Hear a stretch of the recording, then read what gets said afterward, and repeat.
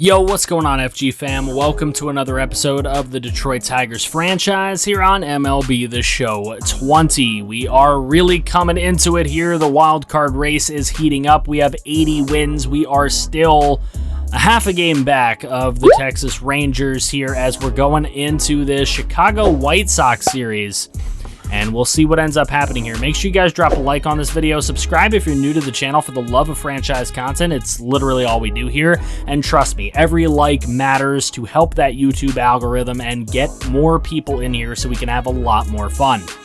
But we're checking out the minor league playoffs, and right away a 5-0 loss to the Iron Pigs by our Mud Hens. But the Richmond Flying Squirrels get pounded by our Erie Seawolves 7-2. Another straight 5-0 loss to the Iron Pigs. Flying Squirrels get a 2-1 victory in game number 2, and we get swept by the Iron Pigs right on out of the playoffs. So our Toledo Mud Hens did not put up any bit of a fight, really. They were outscored by a total of 14-1 in those 3 games that they got swept. Then our Erie Seawolves give up the 1-0 series lead. They come back to make it 2-2, so we're going to go in and play game number 5. We can't have our Erie Seawolves being 79-61 and losing to the 69-win Richmond Flying Squirrels. That just cannot happen. So here we are at Green Valley Stadium, going to try to get this win. Elvis Diaz is on the mound for us, the 24-year-old, 5'11", 210-pound righty. He will take the mound for us. A 3-2 count here in the first inning, and this one is going to get through the infield, and don't really like that. I really thought he should have made that play, but this one gets thrown away as well, so really bad play in the field by our defense. And then this one gets right through the infield as well, so 2 runs scored in the top half of the first inning. It has not been good. Here's Jamie Westbrook, and he is going to, embarrassingly, fly out to the catcher, so that'll help get us through the top half of the first. And Virgil Landers going to take the mound for the Richmond Flying Squirrels. He is their 6'1", 189-pound, 22-year-old righty, and we'll see what he can do against our team. David Banks comes up, and Banks is going to bang one into the left center field gap. David Banks is going to get his way to second base, and he's going to round second, go over to third for a triple as the throw into the infield was not quick enough. Thomas Ostrander, he's going to go down on the 86-mile-an-hour sinker, but with 2 outs, still an opportunity to possibly bring in a run. It's Shaman Hawkins, and Hawkins barely taps this one. They're going to try to throw him out at first, and they do. So despite Hawkins being a pretty speedy guy, they still throw him out. And then this one is hit really deep off of Diaz. It hits the top of the wall, does not go over, but they are going to score their 3rd run of the game. The Richmond Flying Squirrels blowing us out right now. This one gets through the infield as well in the top half of the second here. Still there, still can't get out of this inning. Throw home is not in time. 4-0 lead for the Flying Squirrels. We're in the bottom half of the second now with runners on the corners. This one is hit straight up the middle. Easy run scored. It's our first one of the game, but hopefully that'll open up the floodgates. Trey Mullins coming in with 2 runners on and 2 away. Mullins hits this one deep all the way off the wall in left center field, and this one is going to bring in a couple of runs for us, making it 4-3. Now it is David Banks, and Banks flying out over to shortstop area. And we move to the 3rd inning. Richie Barnhart up against Diaz. Diaz gets him to strike out on a 96-mile-an-hour pitch. That's his 3rd strikeout of the game. Here in the top 3rd still, this one is banged deep out to left field. With the runner on second in scoring position, they will not bring him in.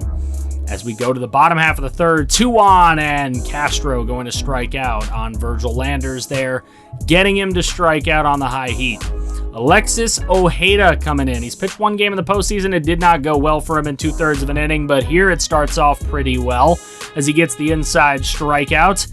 And then the Flying Squirrels will bring in Joel Cesar, 4.5 ERA. He doesn't really allow things to lefties in the postseason so far, and he has done his job to get it back to Ojeda. 3rd strikeout for Ojeda, make it a 4th on the curveball down low. Ojeda really getting through this lineup pretty well, even better than the starter Diaz did. As we're through middle of 6, Now we go to the bottom half of the 6th, and this one is hit into left field. That one will fall.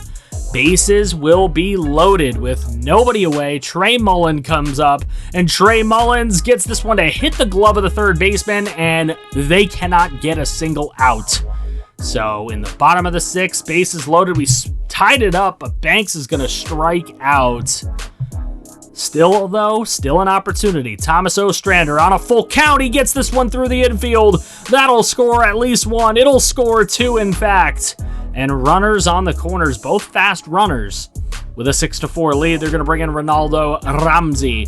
A 3 innings pitch so far in his 3 postseason games. It has gone pretty well for him, but this one is taken out to center field. That one will get caught out in center, but the tag up will be a score. Make it 7-4 as the Erie Seawolves make an incredible comeback so far.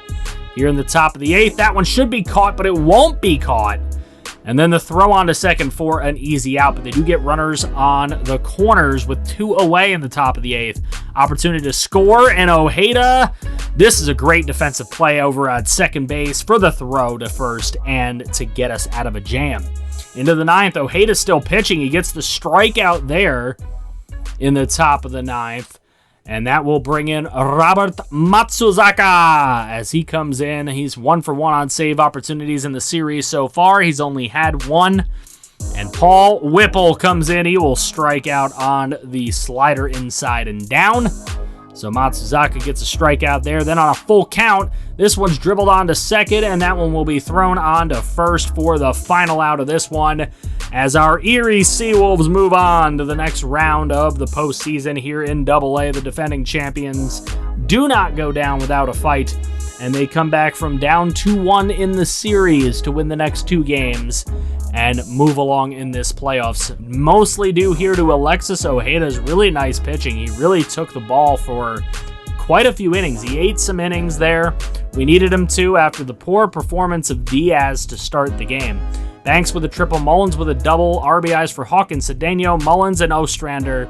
Diaz went 3 innings of 4 earned run ball. It wasn't good for him, but Ojeda went 5 1/3 of shutout ball.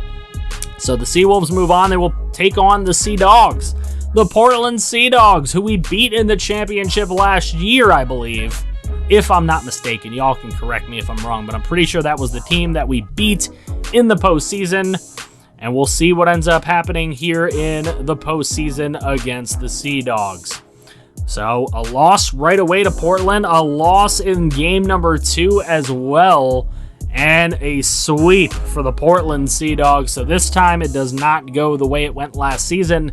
And now as we take a look, very important game here. This could decide who is going to win that second wildcard spot. Both teams, us and the Rangers, at 87 and 68 on the season. And we get to go to Texas in the beautiful new ballpark, Globe Life Field. Get ready for this one, guys. If you haven't dropped a like, do it already. Colby Allard coming to the mound for Texas, a 9-8 record with a 4.41 ERA. 131 strikeouts and 67 walks. Taking on Richie McGowan early in the first, and McGowan trying to put this one into left field, but a beautiful play trying to get made by the shortstop, but he does beat it out. And that'll bring up Frankie Lindor with 2 away, and Lindor deep to right field. This one is in the stands. Frankie Lindor starting it off with a 2-run shot, his 35th homer of the year. 375 feet from the Frank man. And that 2-run blast is going to give us the 2-0 lead here already in the first inning. Hopefully we can continue that same energy. Here's Alec Boehm in the top half of the first. He sends one flying to left. That one is gone. A no-doubter for Alec Boehm to add to it. His 30th homer of the year.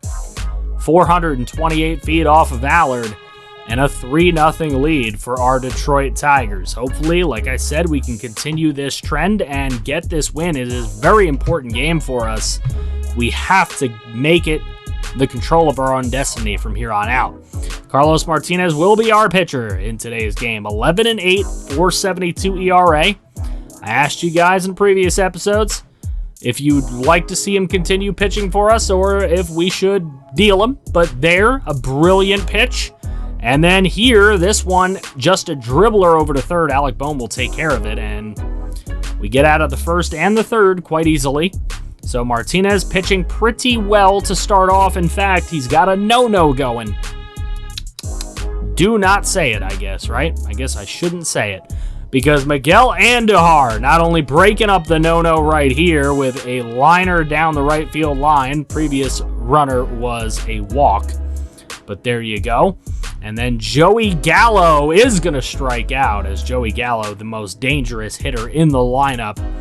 That'll bring up Tyler Naquin, and Naquin is going to hit one to deep left center field all the way to the wall for Tyler Naquin, and he will get the first 2 runs of the Texas Rangers right there. Joey Bart then comes up, this one out to right field, and that one is caught by Ketel Marte. So still a lead for the Detroit Tigers 3-2, but a lot of work to do. Anderson Tejeda, and that one gets through somehow. I just don't know how that play wasn't made, but it was not made. Terrible defense. Carlos Martinez is coming out now. Tuki Toussaint's going to get his chance to hold this one over, and right away this one's going out to deep center field over Richie McGowan's head. He can't get there. It's up against the wall, and that is going to bring 2 runs home. The Rangers take the 4-3 lead here in the bottom half of the 5th. And they've got a runner on third with nobody out for Joey Gallo. Now it's 2 on with 1 out for Joey Gallo. And that's all the way into left center field. Joey Gallo lines this one all the way up against the wall. That's going to score 2 runs as well. 6-3. Texas Rangers, this bottom half of the 5th has been a nightmare. 2-run double for Joey Gallo. Now we're going to bring in Mario Corona, who actually has pitched really well since coming up from the minors. 4 games, only a 1 ERA. Here's a little flip over to second, and he gets out of the inning with a double play. So Corona doing what he came in to do. Alec Bohm, this one is high, deep to right field, and it just knuckles down in front of the wall to be the final out there. Now Joey Bart in the bottom half of the 8th as Joey Bart gets a gapper into left center field. This one all the way up against the wall. That'll easily be a double for Joey Bart. Come on, McGowan. Toss it in, buddy. There we go. In the bottom half of the 8th, it's 1 on, nobody out off that Joey Bart double. Now 2 on, nobody out. And this one is hit into left field. That one is having trouble out there in left. What is going on? Can we get anybody to play defense? 7-3 is the score. The RBI double from Tejeda. And Seranthony Dominguez is coming into this one. He's 5-0 with a 2 ERA. He's pitched incredible all season in 48 appearances. Let's see what he can do. The bases are loaded. There's a strikeout of Diaz on the inside.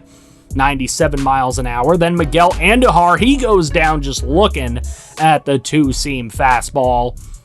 And then Joey Gallo, he will just dribble this one onto the pitcher's mound. And Dominguez onto first to get out of a bases-loaded, no-out jam that he came into. But now Jimmy Yacabanis, 9-4 record with a 1.83 ERA on this season. He's got 16 holds, but here he is pitching in the 9th with a 4-run lead. And he gets the strikeout of Frankie Lindor for the first out. Then Alec Bohm right over to second base. Easy play, thrown on to first for the second out. And that will bring up Adley Rutschman as our last hope. And Adley down the first base line, step on the bag. Texas Rangers get the win. They take the advantage.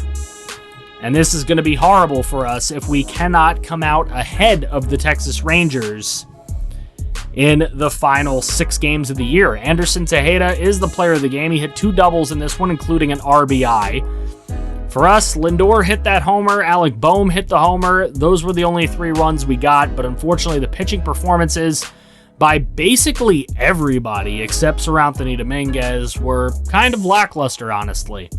And Allard with a 6-inning, 3-run ball. It was enough today. They were able to get him the run support. We are going to be taking on the Indians and the Orioles to end the season, which is going to be tough. Cleveland's been tough all year. The Orioles aren't a pushover. They are taking on the Oakland A's and the Houston Astros, all on the road, I might add. So we have to come out 1 game ahead of them in the last 6 in order to even push a game 163. Red Sox are going to win the AL East pretty handedly, I think. The Twins have already won the Central, the Indians and the Tigers, of course. The Indians lead the wild card race. We'll get to that in a moment. In the AL West, the A's have already won that division. The Rangers, they're right there with us, man. It's one game. One game is separating us and the Rangers. We need to come out on top in these last 6. This is going to be difficult. We'll see if we can get it done. The Mets lead the Nats by a half a game. The Cubs lead the Reds by 5.5. And the Dodgers have already won the West. The Padres and Nationals in that wild card right now, but the Reds just a half a game back. So a couple tight wild card races as we go up against Shohei Ohtani and the Cleveland Indians. I don't know if that's the game we're going to play, but we'll probably see how the series is going. Let me know in the comments section below. Do you think we're going to make the playoffs? Do you think we're going to miss? And again, do you think we should get rid of Carlos Martinez next offseason? Let me know. Make sure you drop a like on this video. Subscribe if you're new to the channel for the love of franchise content. It's all we do here. And if you want to see some more franchise, make sure you click right here to see some more franchise. I feel you somehow.